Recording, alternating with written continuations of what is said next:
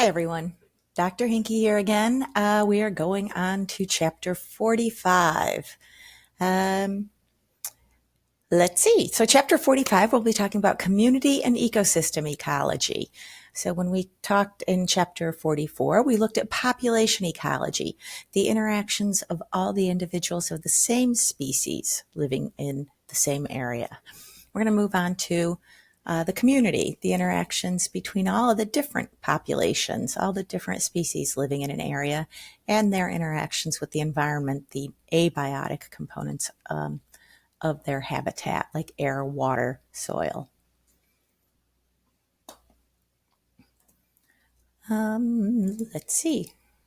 All right, here we go. Our objectives for this chapter.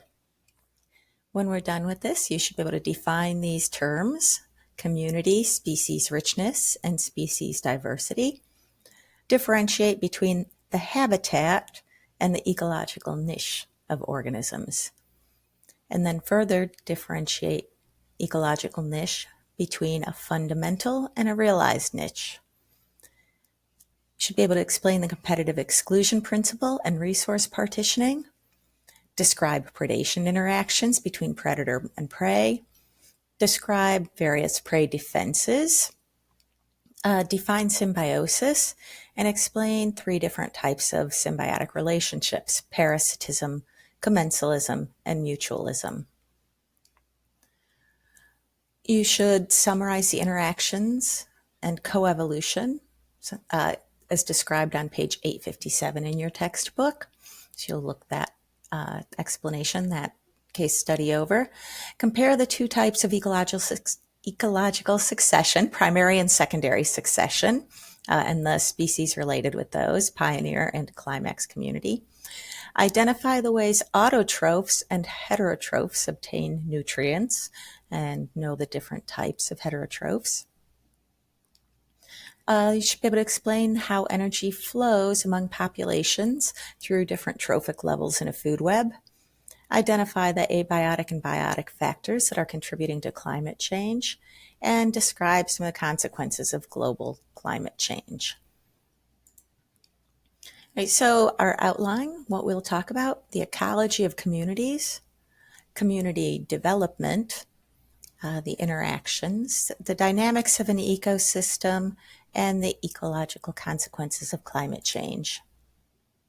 So in the last chapter, even though we were talking about single organisms and populations and population growth, I did talk about a little bit one of the factors that controls population growth is predators, predation.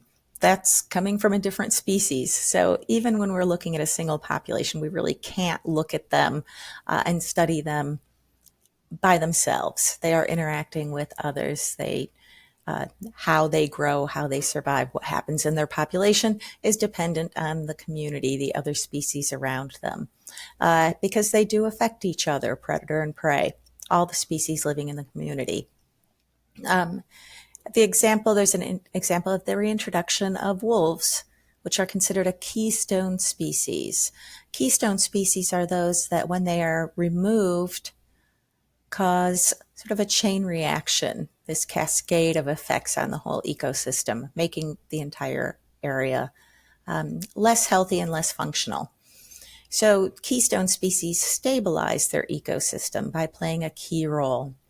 So wolves in Yellowstone were virtually eliminated, and that led to overgrazing by an out-of-control elk population. So reduced vegetation, that leads to increased runoff, leads to decrease in water quality, leads to a lot of impacts on food chains in freshwater ecosystems that were impacted by the runoff. It can lead to increases in pest numbers, ticks, for instance, that live on the elk. So there can be this whole cascade of effects.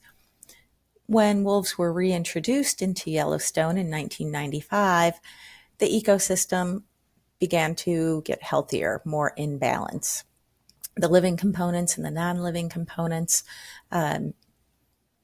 started to balance out, so there were fewer fluctuations, fewer adverse impacts, improved water quality, improved vegetation, which led to increase in species diversity as more species that typically had been in that habitat returned because their food source returned once the elk population was under control, thanks to the wolves.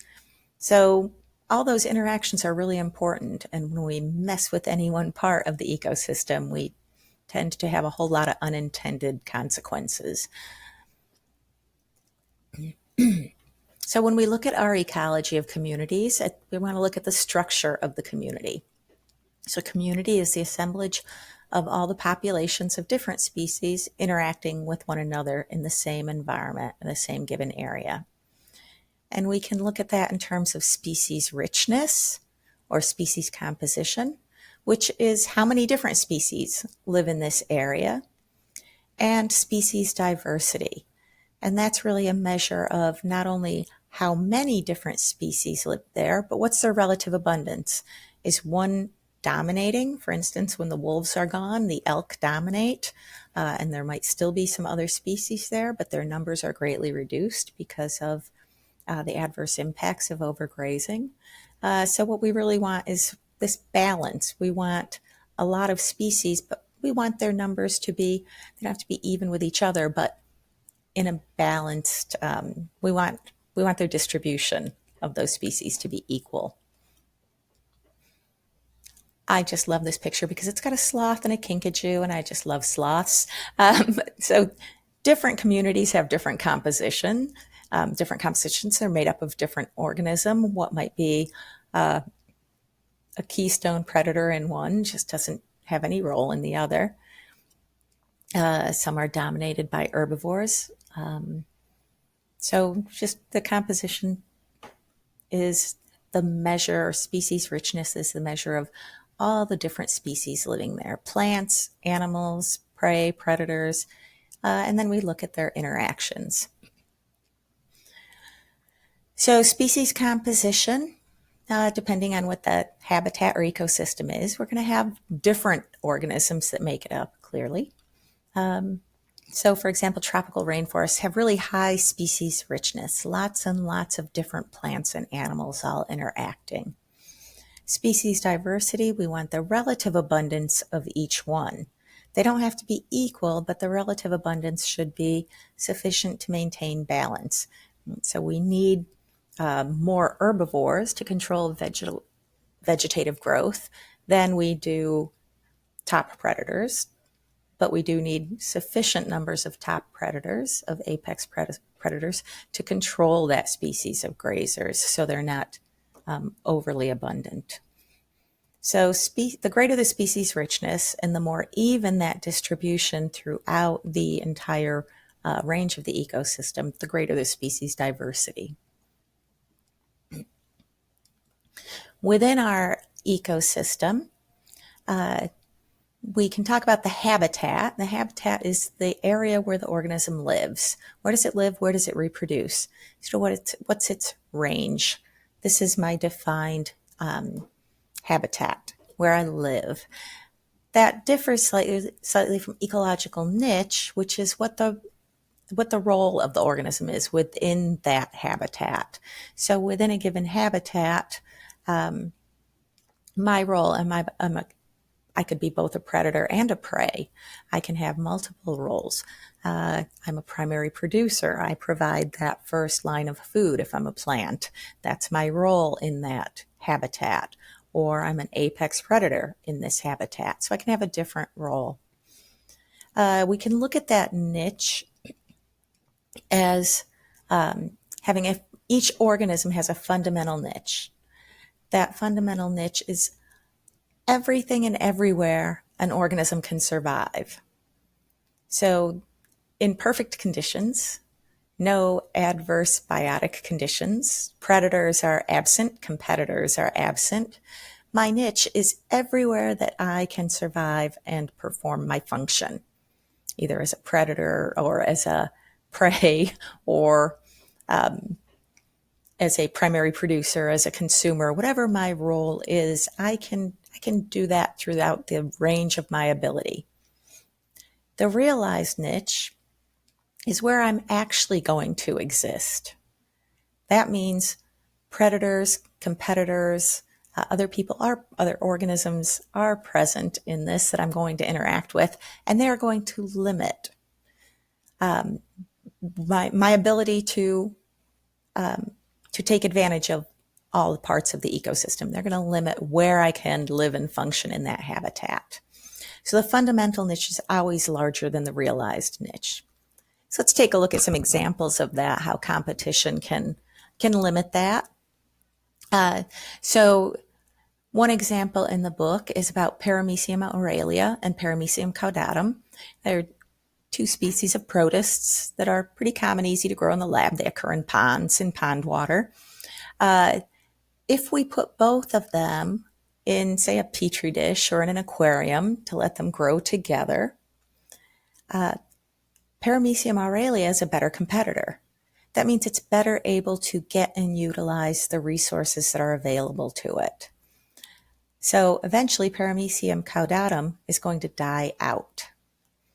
So that's because they're both trying to exploit the same resources.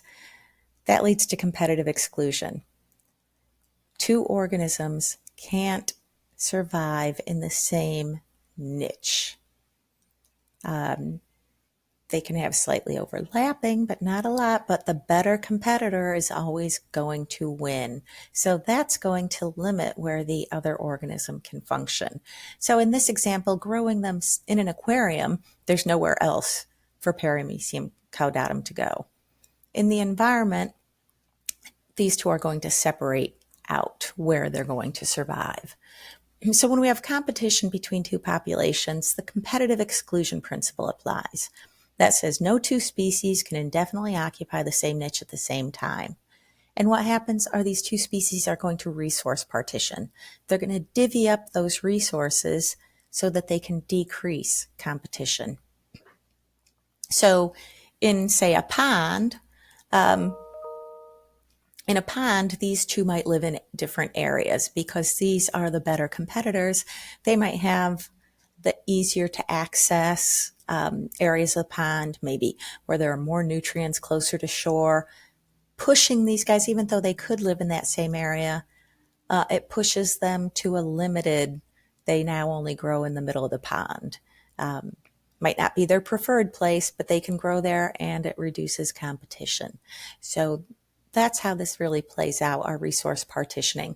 It leads to niche specialization and less overlap between species. So for example, owls and hawks, both of them have the same role in their ecosystem.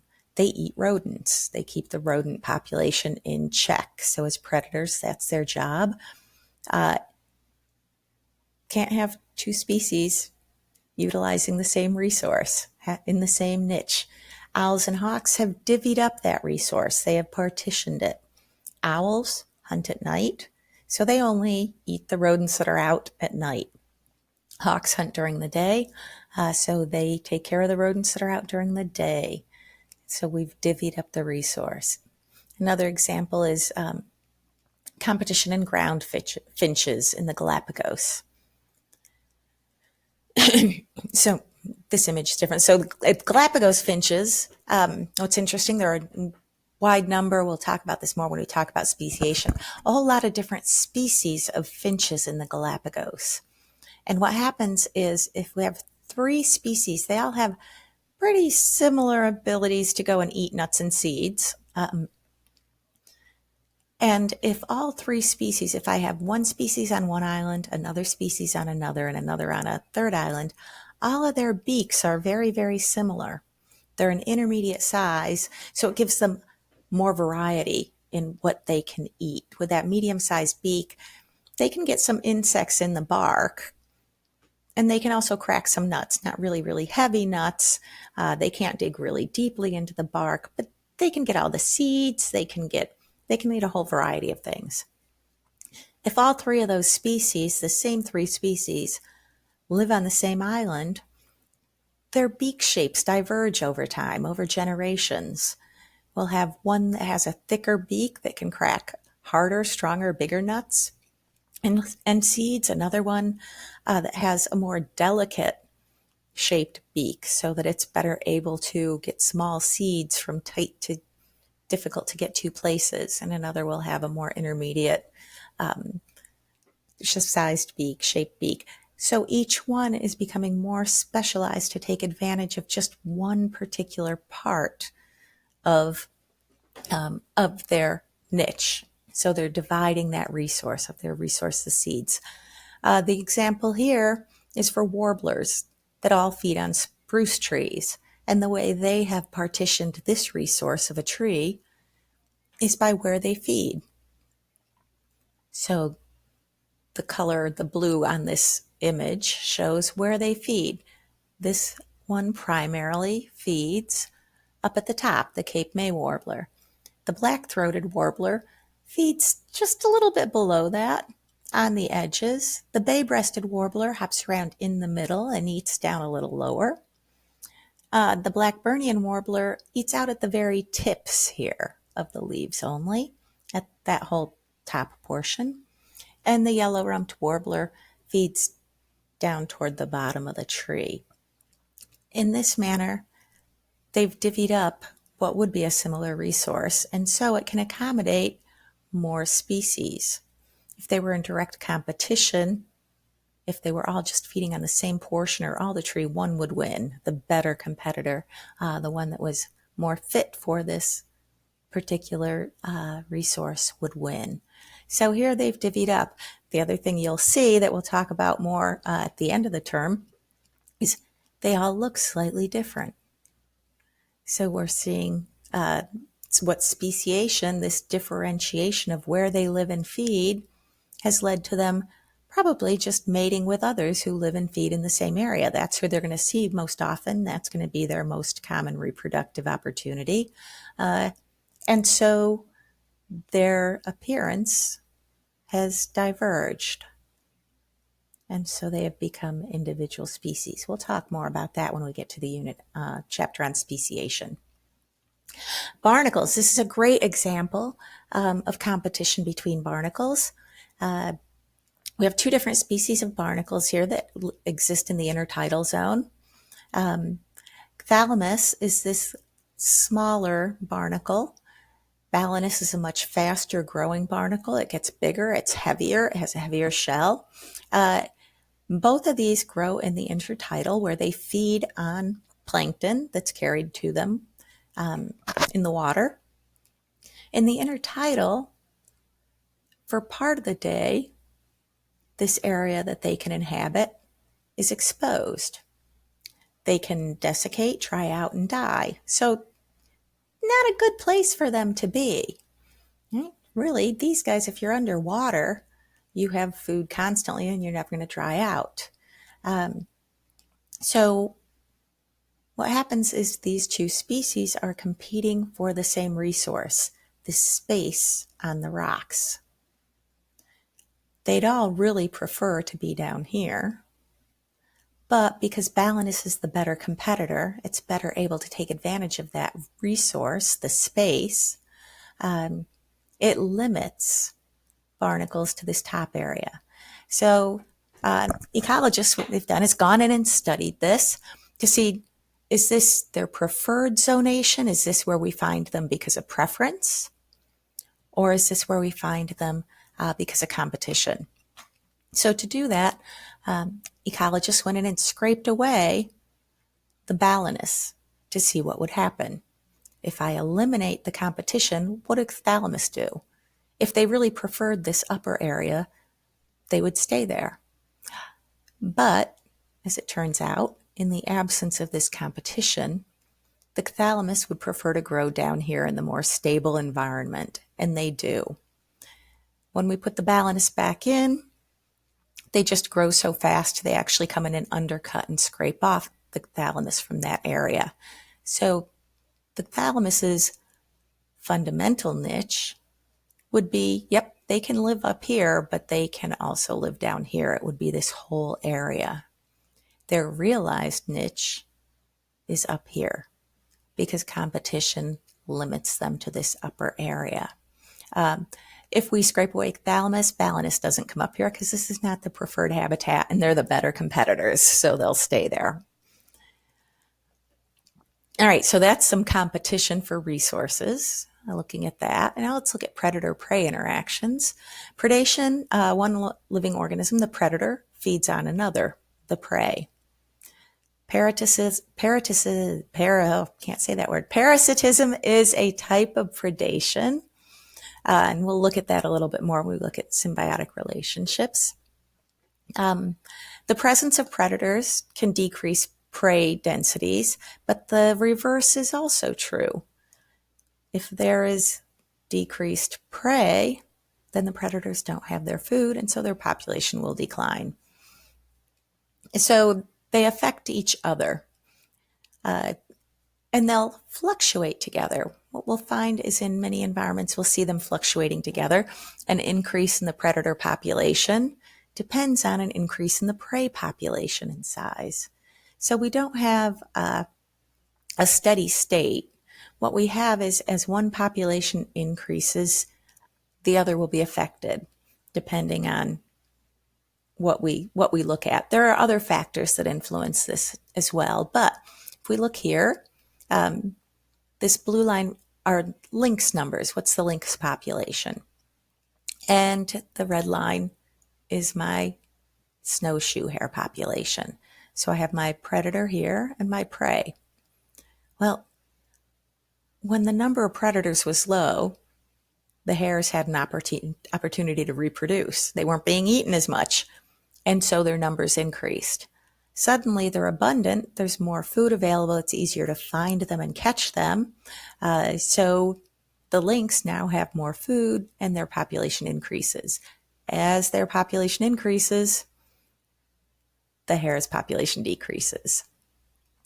Now, I have so many lynx that I've eaten all the snowshoe hares. There are fewer of them and they're harder to find, don't have as many, and so now my numbers decline because I don't have my food source.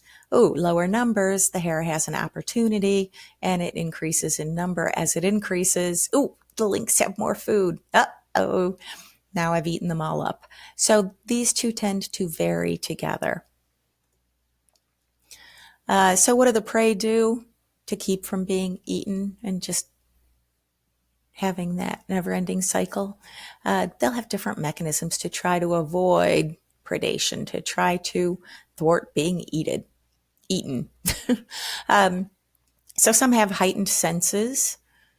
Some have speed. They can outrun. They can outrun their predator. They can sense them quicker to get away or hide. Some have protective exterior components, armor, spines, thorns. Some have tails or appendages that break off. Chemical defenses, camouflage. Camouflage helps them avoid being eaten by hiding them in the environment, whereas warning coloration makes them stand out and says, yeah, you do not want to mess with me. Some organisms have structures that cause the startle response, meaning it looks like something scary. So the lanternfly has a false head. It looks like it's a predator, but really it's just some extra flesh. But if you came across it, you would jump. You would be startled into, I'm not going to eat that. And then flocking behavior. So flocking, fish schooling, those are all ways to avoid predators. This is that false head that would lead to a startle response. If I wanted to eat this guy here, this is nothing but some extra tissue. There's nothing there, but it looks pretty scary. It looks like an alligator with teeth and an eye.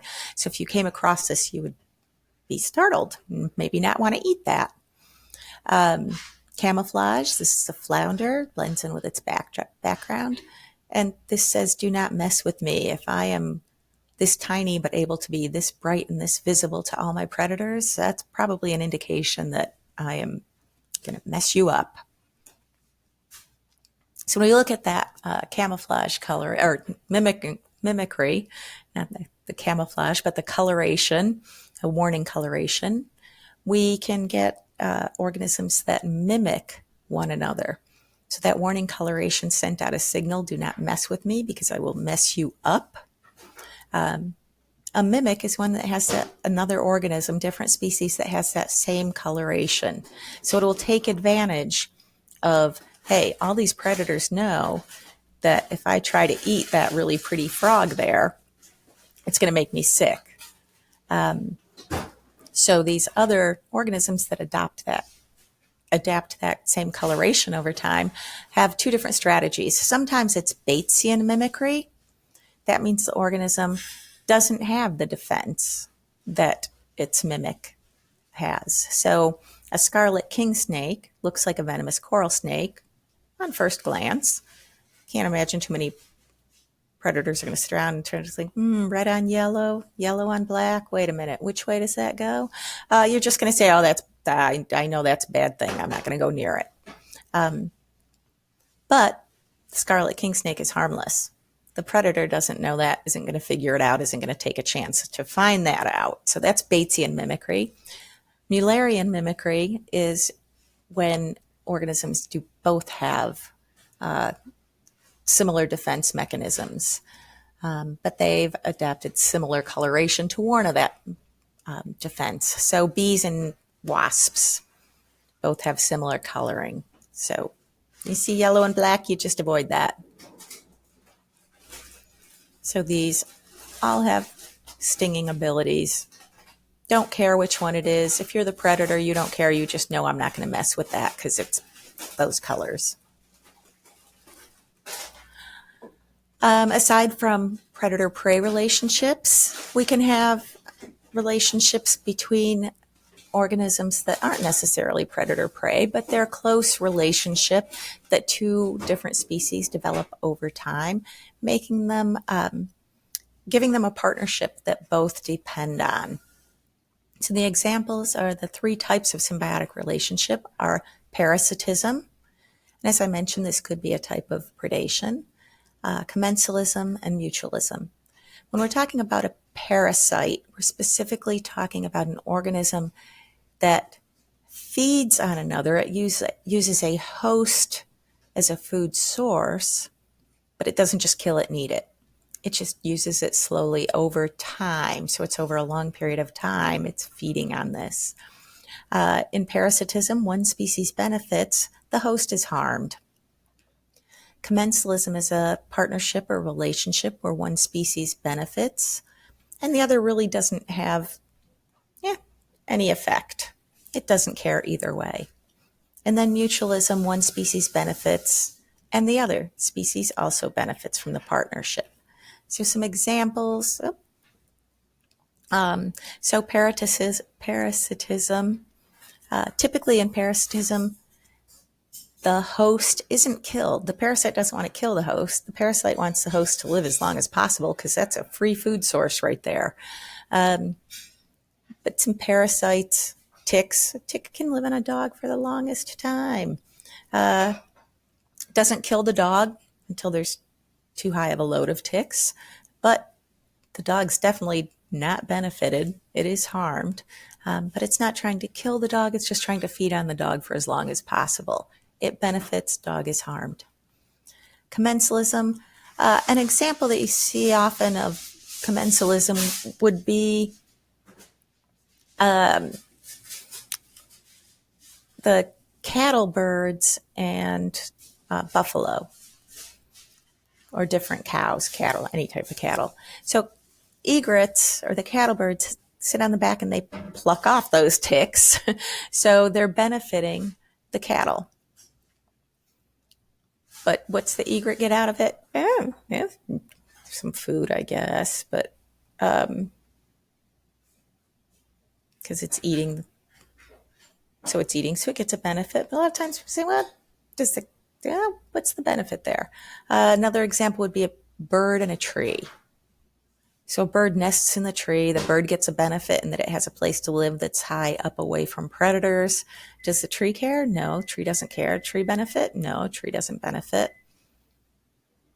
But does the tree benefit? Maybe it does. So there's a lot of research into commensalism because there's a thought that maybe we just don't know how that second species benefits yet. Because why else would there be a partnership? Mutualism, both species benefit. So in the case of Finding Nemo, clownfish and anemone, both species benefit. Nemo is protected from predators by the tentacles of the anemone and the stinging cells. And the benefit to the anemone is it gets food. When Nemo is a sloppy eater and drops pieces of food, the anemone gets that. So they both benefit mutually. Next section talks about community development. This is how communities come to be. How do things grow? How do we get different organisms in an area? We talk about ecological succession. We're talking about a change in the community over a long period of time with a series of species replacements. We have two different types of ecological succession. Primary succession. This is when bare land, something that used to be just rock or soil or bare, there was nothing living there. When organisms gradually come in and settle and colonize the area, and we go through a series of steps, successional steps, to get to our climax community, so our stable area with all the different species that live in the area. Secondary succession comes after a disturbance. So something's been wiped out. A forest fire wipes out a complete area. There's nothing left. Secondary succession, we start to repopulate the area, and we get a progression in a similar order from grasses to shrubs. And as each thing comes in, whatever feeds on that comes in, and we get more and more species changing over time. So the first producers that come in and inhabit a community after a disturbance are our pioneer species. So with primary succession, let's say as glaciers retreat, they leave exposed land. There's nothing on it. And the very first living organisms that settle in are lichens and mosses. So they are our pioneer species. As they live, lichens and mosses are living things. They live and they die and they decompose. They contribute nutrients to the area. They recycle nutrients. They die and decompose, providing soil that lets small bushes and plants grow in the area. Those small bushes and plants attract pollinators. They attract herbivores that are going to eat and then defecate and contribute to the soil and enrich the soil. And as these plants die, they contribute to enriching the soil, which allows bigger species, low trees and bigger shrubs to come in, which brings in more species that alter the soil, alter the habitat, until we get to our stable climax community. These communities tend to have lower species diversity, but it's very stable over time. We don't get changes in the species composition or species richness. So they are stable. That's our climax community. Secondary succession happens in a similar manner. We get grasses, then low shrubs, high shrubs, until we get higher, until we get to our climax community. So when we talk about community development, we're looking at that succession. How do different species coming into the area, what's the progression that takes place? So a climax community, in a given area, that succession will always result in a similar, mature, stable community. So climate and soil conditions determine whether succession results in a desert, a grassland, or a forest. What's the final stable climax community given the climate of the area, the soil conditions of the area? So this is referred to often as a facilitation model, where each stage of that succession alters the environment, changes it in such a way that it facilitates or makes possible the next stage in that succession. So we couldn't have trees if we didn't have those bushes and shrubs there fortifying the soil first, and we couldn't have that if we hadn't had the lichens and the mosses first to provide some initial soil. So each stage allows the next to happen. Let's see, dynamics in an ecosystem. We know the populations interact among themselves. They interact with the physical environment. They interact with other populations.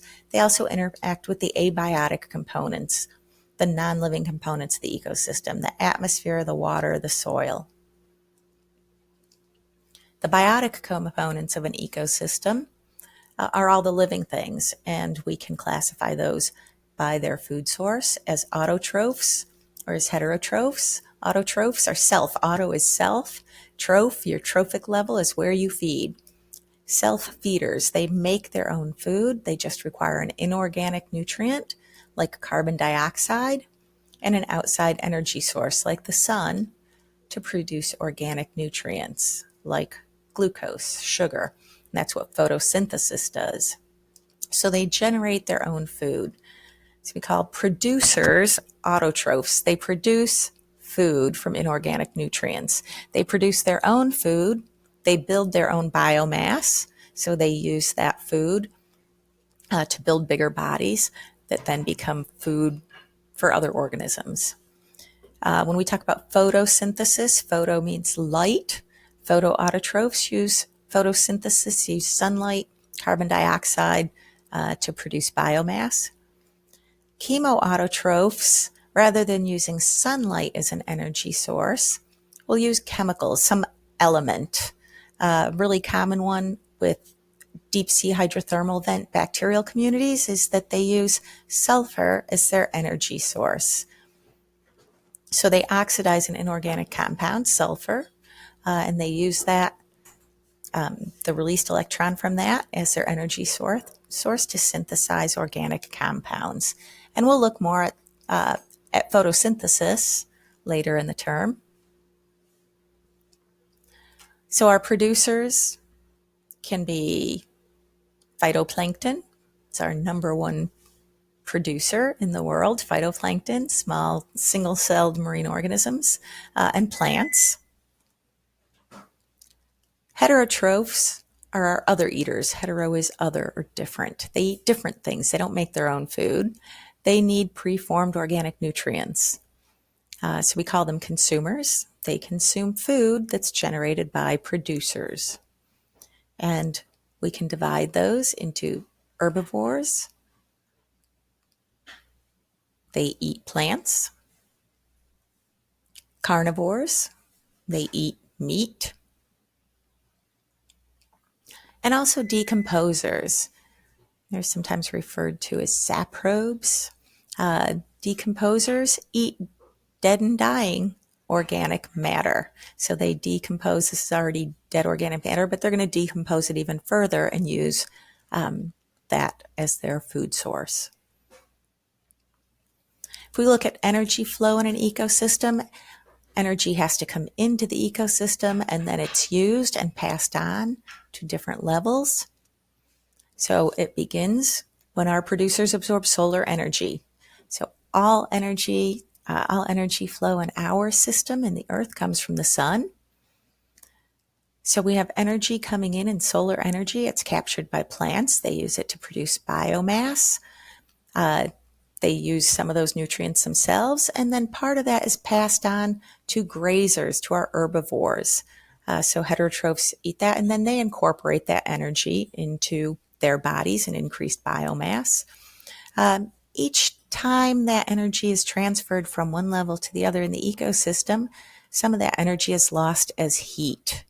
So this is the first law or second law of thermodynamics, that we're going to lose some energy as heat every time we transfer it. So solar energy comes in, we capture it, we use it to build biomass, but of the 100% of the solar energy that comes in, only about 10% gets converted here.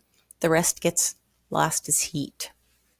And then out of all the energy that's present here, our consumers are going to eat that. About 10% gets passed on into their biomass. The rest gets lost as heat. And likewise, every time we convert, we're going to lose some as heat. So we say that energy flows through the system because at some point, all that energy will have been dissipated by heat. There will be nowhere else for it to go, and we need more energy coming in. So when we talk about the first and second laws of thermodynamics in chapter 2, or chapter 4 maybe, or 5, we'll get to this. We'll look at that a little more closely. Chemicals cycle through an ecosystem. So energy always constantly has to be replenished in any system.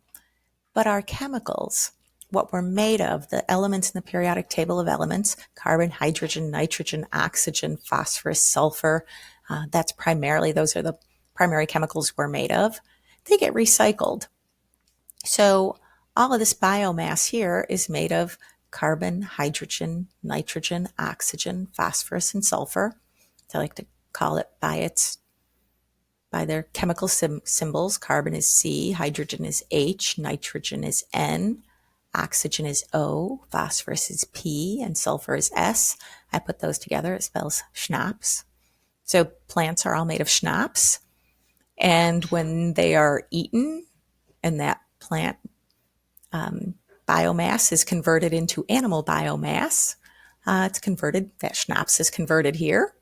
That schnapps is then decomposed and broken down to inorganic nutrients that are then absorbed by producers. So our chemicals continuously cycle. We never get new chemicals. The chemicals we have, what the earth is made of, what's present is it. That's all we have. So energy flows into a system and then flows out of it. We need constant renewal of energy. But chemicals continuously get recycled. So energy, only a portion of okay, I explained all that. Okay. So our energy balance, we're constantly losing heat to the environment at every step of our transfer, and it has to be replenished. Whereas our chemicals that make us up constantly get recycled. So when we look at that specific path that energy and food flows through, we can look at a food web. This represents interconnecting paths of energy flow in ecosystems and how we pass on the biomass.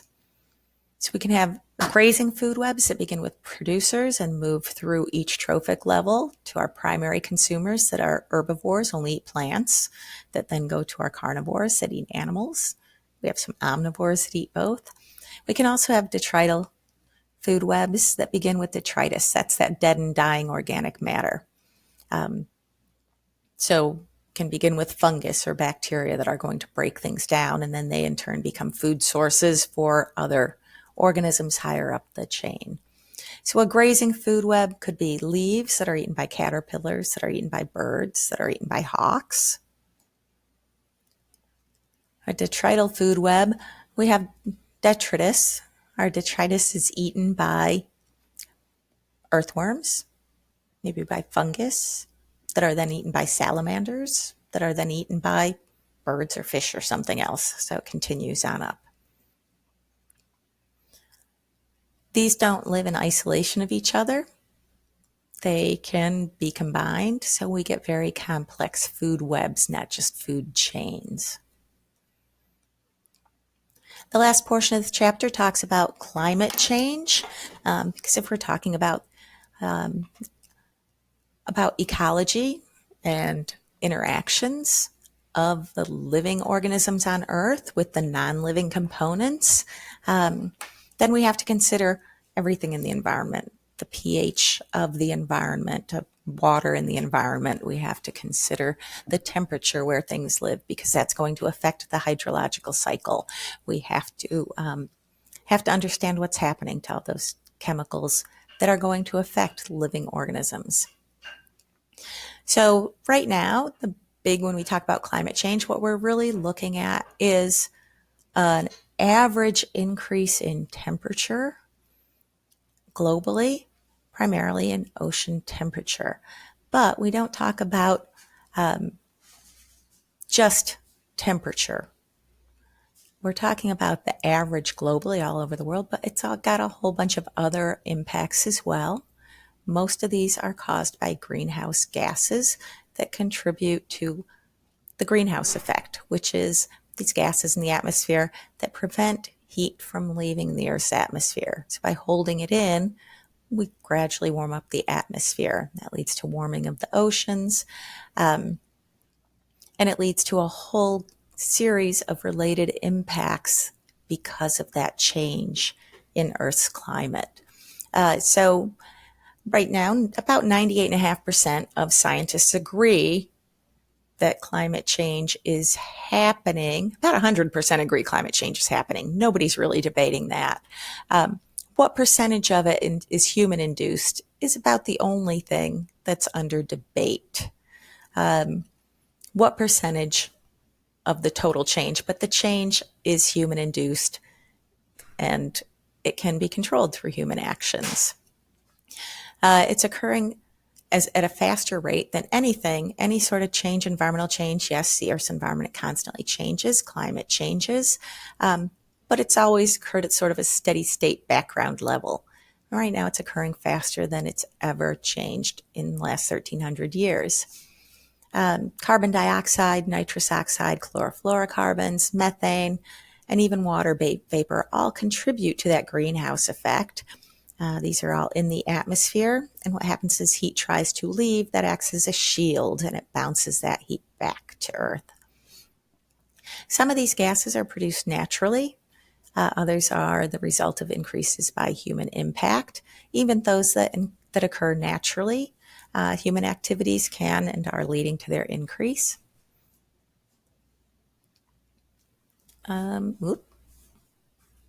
So let's take a look here. The natural release of carbon dioxide, cellular respiration, leads to releases carbon dioxide. We release it when we breathe. Plants use that carbon dioxide to build more plant biomass. So those natural occurrences, we have balances, checks and balances. As we burn fossil fuels, though, we put more carbon dioxide into the system that can be recycled. Yes, plants could use that carbon dioxide, but we have to make sure we have enough plants to do that. So other parts of greenhouse gas include nitrous oxides. So large-scale agriculture and fossil fuels release those. Fertilizers release those. Chlorofluorocarbons are synthetic compounds. They're man-made. They don't occur naturally. They are able to destroy the ozone layer, so that lets more heat in. And then methane. Methane is produced, everybody hears about, oh, methane, that's just cow farts. Yes, methane is produced by cow farts. It's also produced in landfills and agriculture. It's a breakdown product in dead and dying organisms. Livestock do contribute methane, and quite a bit of methane. Livestock and cattle would not exist in the numbers that they do, in the concentration they do, if we didn't farm them excessively to fuel our meat consumption. So yes, it is a background level, but it's made unnaturally high because of our agricultural practices.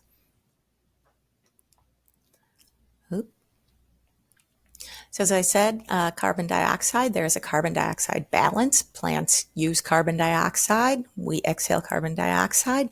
As long as there are plants, then we can absorb that carbon dioxide.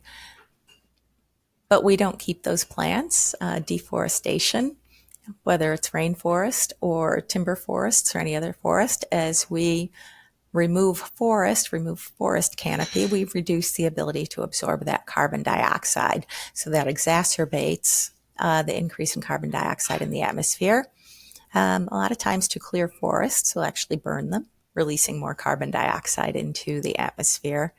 And so that eliminates one of our buffers against climate change, a natural buffer that could balance out some of that carbon dioxide that's released. So this graphic just shows what our increase in carbon dioxide emissions have been, and this is just very recently. We can go back and see prior to this, where we really see a sharp increase, is starting in about the 1930s with World War II, when the production of internal combustion engines really took off and industrialization really became a global phenomenon. This breakdown shows where those gases are produced from worldwide. So the important thing is to recognize that this is an actual phenomenon that's happening. It is not made up. Nobody's debating it other than politicians. Scientists are not. We are dealing with the consequences every day, more and more. When people talk just about, oh, but it was a cold winter, kind of missing the point. This is a global phenomenon, and it has more things, more factors than just the global average change in air temperature. Average change in water temperature, ocean temperature is huge. In our next unit, we're going to talk about water chemistry, and we'll see why that's so important. It's also changing the pH of the ocean. So when we talk about how enzymes function, we talk about pH, we'll look a little more at why that's an important one and how that's happening because of our increased carbon dioxide in the atmosphere. But that doesn't mean it's hopeless and there's not anything that we can do. So there are a lot of human impacts that we can, or actions that we can take to reduce the impacts that can change or slow the rate of climate change. So energy efficient appliances, using water saving devices, energy saving devices, recycling, reusing, and reducing waste. How we choose to act can make a big difference. But if we don't act soon, it could be too late to make a difference. So this really is an important topic. It's so very complex that I hate that we rush through it in just a little bit. We should have a whole chapter. Actually, we should have a whole course on this because it is very complex. We'll look at little pieces of it as we start to understand the chemistry a little bit more in chapter 2. All right, so that's it for this chapter, and I will hopefully have chapter 47 up tomorrow.